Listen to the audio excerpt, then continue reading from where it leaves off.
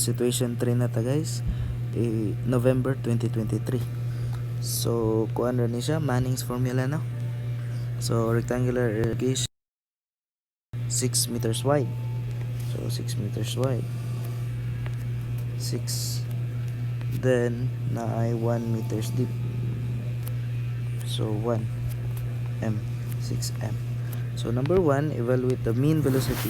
So mean velocity is v. V is equals to ayo kalimti 1 over n r 2/3 s 1/2. So ato na lang italpak lahos ay pero ang r na to pangitaon pa kay r is equals to a over p.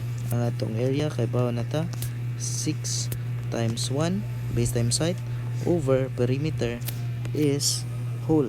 Kani wetted perimeter ni siya ha, walay labot ang diri sa babaw. Kay wa man na sa tubig nga naa diri, mao na sa tubig. No? So wa na labot. So diri mo na itong perimeter which is 6 ubos plus 1 kilid plus 1 pagit sa usa ka kilid. So answer is 6 over 8.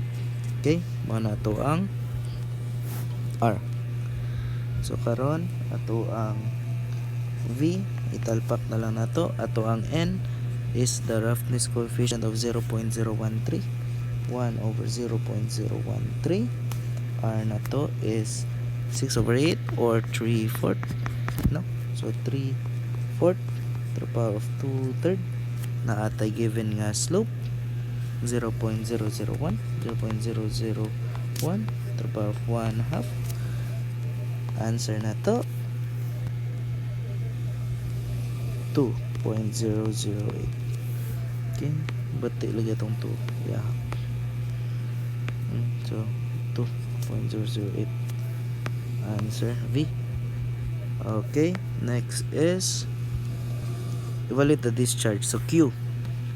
So number 2 is Q is equals to A times V, di ba?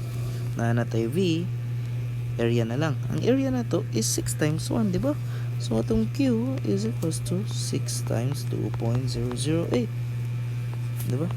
So Q is 12.048. Okay, number 3. Number 3 economical man siguro ni. So number 3, economical, pangitao na to ang iyahang depth D.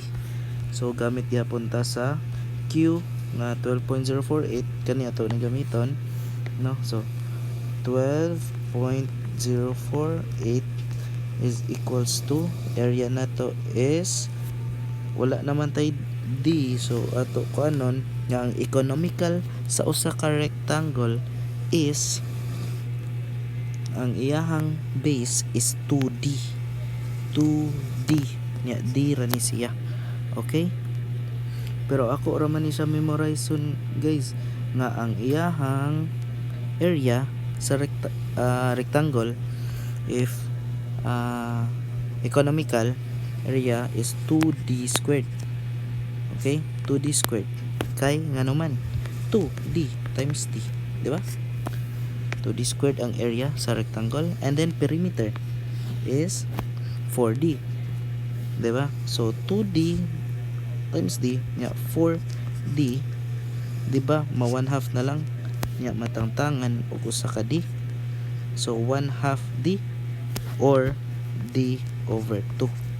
Mao ni iyahang R. A over P na ni siya.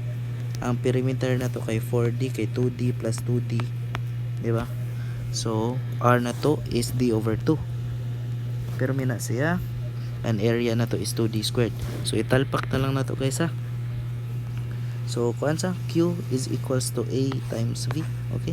Q ni na to, A na to is kibawta 2D squared. Okay?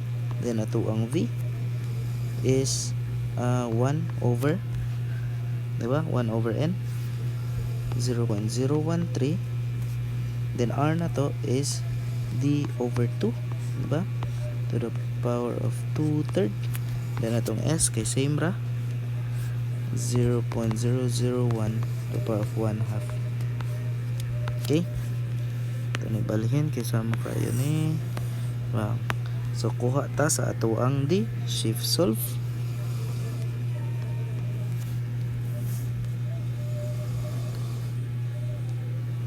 .671. Okay, maura ni ang manings formula no, pirmi lang ni teman iyang formula, makuha ra gyud ang answer. Thank you.